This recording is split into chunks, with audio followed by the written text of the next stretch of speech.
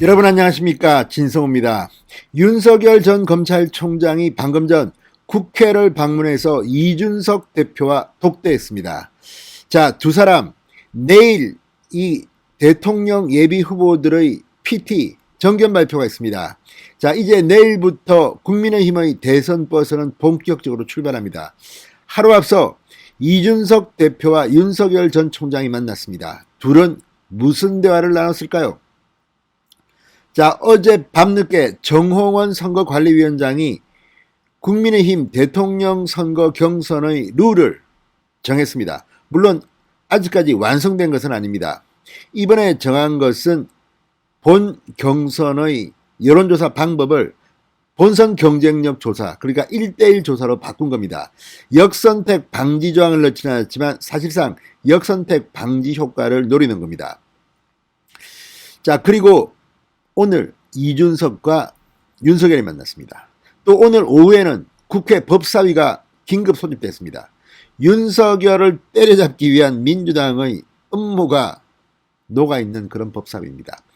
자, 여기에 대한 대책을 세웠을까요? 자, 아무튼 내일부터 본격적인 대선 버스가 출발하는데 지금 가장 유력한 후보인 윤석열과 당대표 이준석이 만났다는 점에서 예사롭지 않습니다. 그런데 그전 같으면 막 아각거리던 홍준표, 유승민이 왠지 조용합니다. 자, 지금 윤석열은 이래저래 뉴스의 초점이 되고 있습니다. 뭘 해도 윤석열입니다. 지금 대통령 경선은 윤석열로 시작해서 윤석열로 끝났다는 그런 생각이 듭니다. 지금 민주당도 다른 후보는 그런도 않습니다. 지금 민주당 지도부나 민주당의 대선 후보들이 홍준표 비판하는 거 보셨습니까? 유승민 비판하는 거 보셨습니까? 윤석열만 비판합니다. 이게 바로 모든 것을 말해줍니다. 자, 유력 후보 윤석열과 당대표 이준석은 무슨 대화를 나눴을까요? 진성호의 직설 시작합니다. 방송에 앞서 아직 진성호 방송의 구독자가 아니신 분들은 붉은색 구독 버튼 눌러주십시오. 더 좋은 방송으로 보답하겠습니다. 자, 이제 시간이 째깍째깍 가고 있습니다. 이제 대통령 선거는 불과 반년밖에 남지 않았습니다. 국민의힘 최종 대통령 후보는 2달 뒤면 정해집니다. 자, 이준석 대표 그동안 이거는 가정입니다. 5, 6개월 전에 유튜브에서 윤석열이 대통령 되면 지구를 떠나겠다고 했던 이준석이기 때문에 또 유승민 대통령을 만들려고 당권 도전을 했다고 말했던 이준석이기 때문에 윤석열을 날리려고 노력했을까 하는 의혹이 있습니다. 별로 사이가 안 좋았습니다. 그런데 이제 선택은 점점 줄어들고 있습니다. 자, 당장 다음 주에 8명으로 컷오프가 됩니다. 누가 될지는 대충 짐작할 수 있습니다. 그런데 유승민을 지금 대통령 만들 수는 없지 않겠습니까? 유승민 전 의원한테 미안하지만 지금 지지율과 지금 정황상 유승민이 국민의힘 대통령 후보가 된다고 보기는 쉽지 않습니다. 물론 1% 정도는 있을까요? 그러나 가능성은 크지 않아 보입니다. 홍준표는 어떨까요? 홍준표는 있어 보입니다. 그렇지만 한 5%? 4%? 자, 그런데 원래 이준석 대표의 스타일로 보면 홍준표 같은 정치인을 국민의힘 공식 대선 후보로 만드는데 속으로는 별로 좋아할 것 같지 않습니다. 차라리 윤석열이 낫지 않겠습니까? 모르겠습니다. 감정적으로 어떤지는 모르지만 홍준표 의원이 내년 정권 교체를 할 수 있을까에 대해서는 회의를 가진 사람들이 많습니다. 민주당 지지자들만 환호합니다. 홍준표. 그렇지만 국민의힘 지지자들은 그렇게 생각하는 사람들이 별로 많지가 않은 것 같습니다.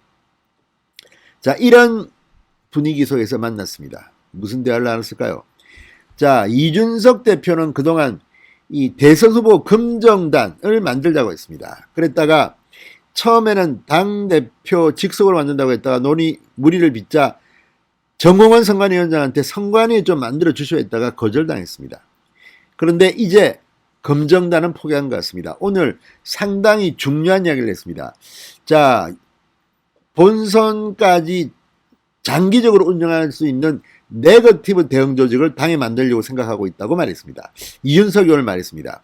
초기의 검정단과는 다르게 우리 후보들이나 아주 정치 공세 성격이 강한 것에 대한 네거티브 대응 성격의 검증 조직을 만들자고 최고위원회에서도 말이 있었다. 그러니까 이제 검증단 대신에 네거티브 대응팀을 만들겠답니다. 이게 과거 대통령 조직에 있었던 겁니다. 뭐 이명박 대통령 때나 박근혜 대통령 때나 그때 네거티브 대응하는 법률팀들은 있었습니다. 자, 그렇다면 이번에는 검증단, 그러니까 본인 후보들을 갖다가 검증해서 뭔가 이 문제 있다 날려버리자가 아니라 민주당의 공세에 대응하는 네거티브 팀을 만들기로 했다고 오늘 말했습니다. 자, 그리고 이준석 대표, 지금 윤석열 전 총장 측근인 손준성 검사의 고발 사주 의혹과 관련해서 이렇게 말했습니다. 당에서 파악한 건 당에 이첩된 형태로 남아있는 문건이나 전달받았다는 공조직의 당사자는 아직 파악되고 있지 않다. 김웅 의원과 소통이 활발하지 않은데 확인되면 가감없이 말하겠다. 그러니까 김웅이 지금 연락이 안 되는 모양입니다. 김웅이 어디 잠적해버렸습니다. 아무튼 김웅 때문에 큰일입니다. 김웅이 초기에 뉴스버스인가에다가 해명했다는 게 좀 이상합니다. 자, 그리고 김웅은 그 당시 그렇게 중요한 존재가 아니었습니다.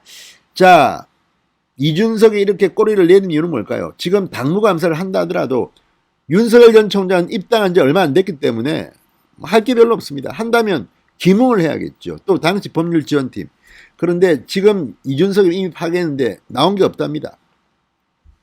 자, 윤석열 총장은 오늘 세게 나갔습니다. 윤석열은 참 억울하고 답답하고 열받고 이제 강해 나가야 됩니다. 자, 윤석열 전 총장은 이렇게 말했습니다. 내일부터 비전 발표회를 시작해 본격적으로 경선이 시작되면 경쟁하는 한 사람으로서 당 지도부를 자주 뵙기도 어려울 것 같아. 인사도 드리고 전반적으로 돌아가는 이야기도 들었다. 이렇게 이준석과의 만남을 설명한 뒤 본격적으로 입을 열었습니다. 지난해 4.15 총선을 앞두고 윤석열 검찰이 여권 정치인의 고발을 사주했다는 의혹에 대해서는 이준석과 대화를 나누지 않았다. 두 사람 다 그렇게 말했습니다. 그러면서 이 정치 공작이라고 하면 제가 검찰총장 시절에 국민이 다 봤지만 검찰총장을 고립화해서 일부 정치검사들과 여권이 소통하면서 수사 상황을 처리한 것이 공작 아니겠느냐. 국민이 좌시하지 않을 것이다. 역으로 윤석열이 치고 나왔습니다. 그러니까 윤석열 총장을 왕따시키려고 추미애 법무부 장관은 뭐 권력 수사하는 검사 간부들 전부 다 유배자천시키고 자기들끼리 이성윤, 뭐 이정현, 뭐 심재철 끼리끼리 다 해먹었습니다. 그런 의혹이 있습니다. 그런데 지금 그런 데에서 이걸 뭐 하겠다? 아무튼 상당히 윤석열은 이제 치고 나가야 됩니다. 자, 어쨌든 지금 이게 드러난 걸 보면 윤석열이 사죄했다는 증거는 어디에도 없습니다. 뉴스버스도 윤석열 개입 의혹은 못했습니다. 다만 이제 이 윤석열의 측근이 가는 자리, 대검 정책관 자리에 있는 그 손 검사가 뭐 했다. 근데 지금 손준성 검사는 본인이 부인했습니다. 그리고 법적 대응을 강력하게 하겠다고 했습니다. 지금 뉴스버스 기사도 보면 손준성이 직접 줬다는 것보다 손준성 드림, 손준성으로 추정된다. 이런 이야기를 지금 하고 있습니다.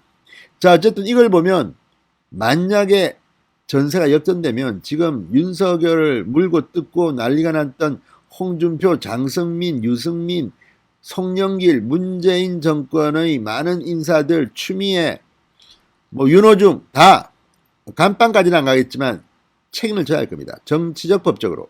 자, 어쨌든 오늘 윤석열의 이 발언. 자, 정치 공작이라고 하면 제가 검찰총장 시절에 국민이 다 봤지만 검찰총장을 고립화시켰다. 일부 정치 검사들과 여권이 소통했다. 이거 아마 다 알고 있을 겁니다. 윤석열이 이제 대선 과정에서 이것들 다 폭로해버려야 합니다. 어쨌든 오늘 윤석열을 만난 이준석 대표의 표정을 보면 이제 선택이 얼마 남지 않았습니다. 그렇다고 해서 지금 뭐 하태경이가 지지율이 올라가 있습니까? 원희룡 지사는 조금 가능성이 있습니다. 지금 뭐 없습니다. 홍준표를 대선 후보로 만들 겠다? 이거는 이준석도 아닐 거라는 생각이 듭니다. 유승민은 만들고 싶어도 지금 이제 가능성이 없어 보입니다. 윤석열의 목소리가 점점 더 커질 겁니다. 두고 보십시오. 진성호의 직설이었습니다. 여러분 감사합니다.